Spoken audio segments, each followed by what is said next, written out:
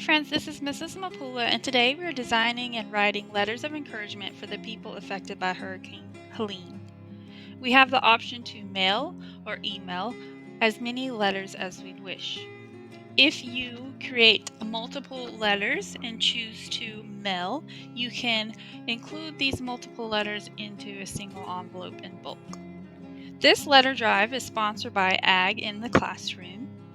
Ag in the Classroom asks that you do not include any other supply donations with the letters, and they ask that you please send them in by the end of November. These letters will be hand delivered by Ag in the Classroom.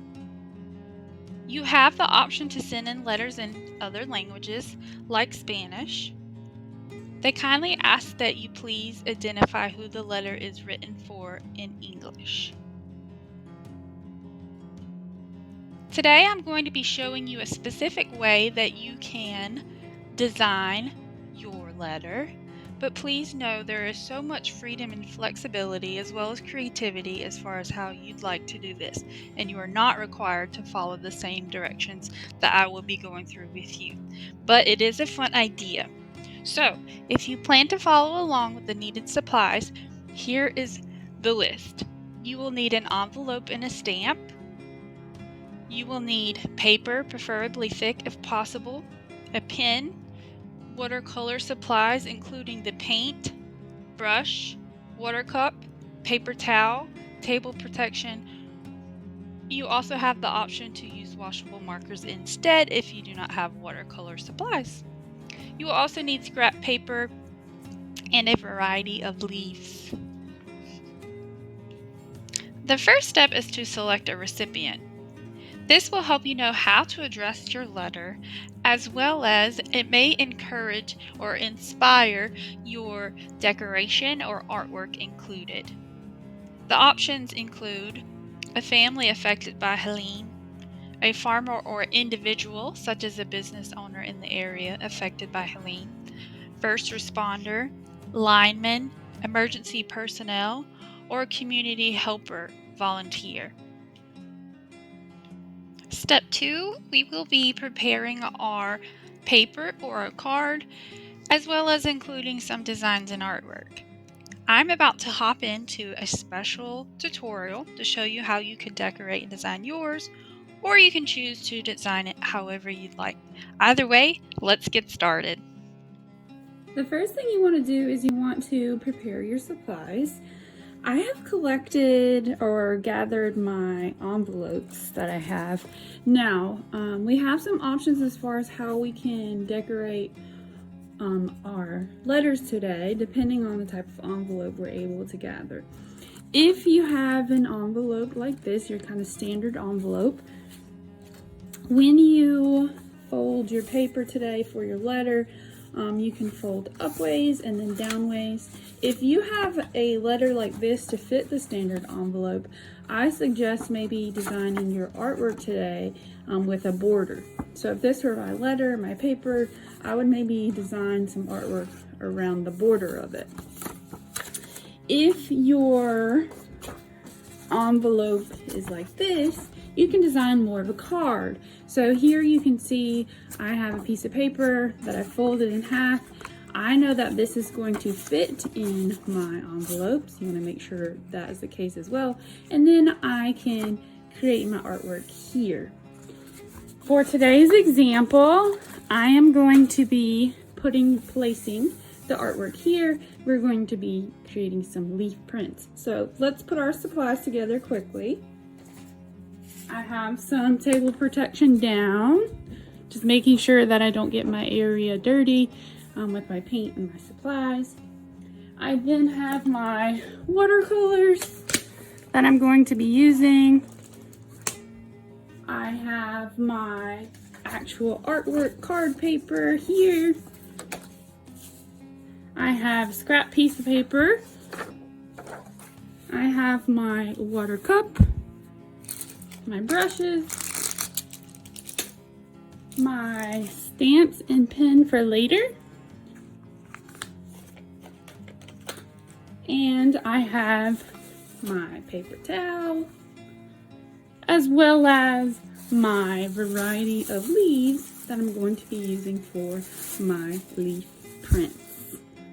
Okay, now that we have all our supplies, we're ready to start on our artwork leaf prints on the front or the border of our paper, depending on the type of envelope we have.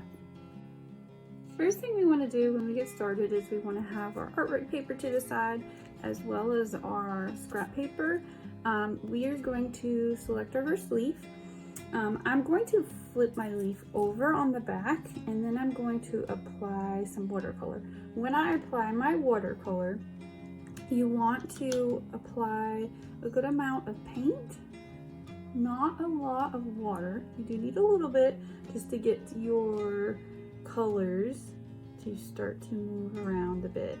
I'm going to stick with my fall colors, so I'm going to be using some oranges, yellows, reds, maybe some brown. You could put multiple colors on your leaves, or you could stick to one color for each leaf at a time. That's up to you if you want to experiment and play around for these prints. So I'm just applying kind of an even coat. It does not need to be super thick, it does not need to be very runny, of my color onto my leaf. I want to try to move pretty quickly for this. I don't want my paint to start to dry out. So once that's on there, I'm going to take my leaf, I am going to flip it over onto my artwork paper, and I could even take another scrap piece of paper or my hand, and I'm just going to lay it gently. Now the reason is because I don't want to rub this around. I want to press straight into the surface, not move the leaf. Okay, so I am rubbing it, but I'm rubbing it to where I'm also pressing it and the leaf isn't moving around. When I'm doing this, I can actually feel the lines and the texture of the leaf. I want to make sure I do this to the entire surface of the leaf.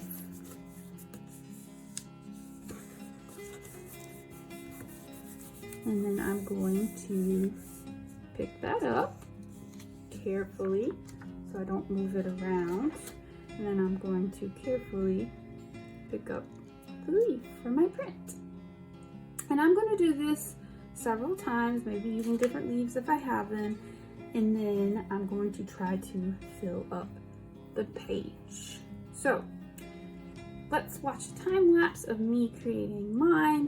While I'm doing that, feel free to go ahead and create yours. But one thing I want to mention before I switch over to my time lapse, if you are a friend who does not have watercolor, what you can do is you can do the same thing. You flip your leaf over, you can take your watercolor and you can color in your leaf on the back very, very quickly, and then you're going to bring it over and stamp it exactly the same. So the only difference is you're applying your colors using markers instead of watercolors, and you probably want to make sure you work even a little bit faster because the markers will tend to dry on there a bit faster than the watercolor would. And if it starts to dry, you can always maybe add just a touch of the water to the marker on there as well, and that might help you.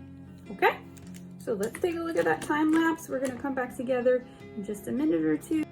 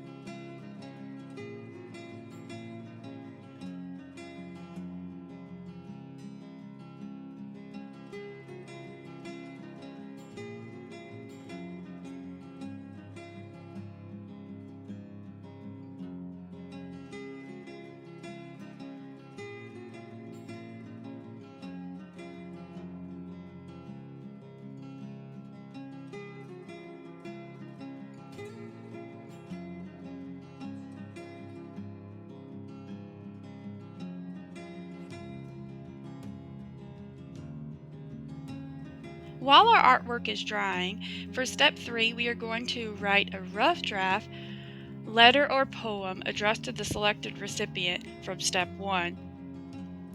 It's important that we start with paper and pencil for our rough draft, so that we then feel comfortable and confident to move to our final draft with a pen. Think about how Helene may have affected you and how you can relate to the recipient you have selected. How can you be empathetic, understanding, compassionate towards the challenges they may be going through? Each of our letters is going to be unique and personal to the specific recipient we have selected. We are going to practice together and look at a rough draft. We're going to see how to write the informal or friendly letter, but remember, yours might be different. And also remember, it's really important to make sure we start with that rough draft with a pencil before we move back to our final artwork paper with a pen. For our informal or friendly letter, the first thing we want to start with is the date in the upper right-hand corner. Next, you want to move down a little space, head over to the left side, and you're going to include your salutations. This is specific to the recipient you selected for your letter. I have chosen to write a letter for a family, so I have written Dear Family, comma.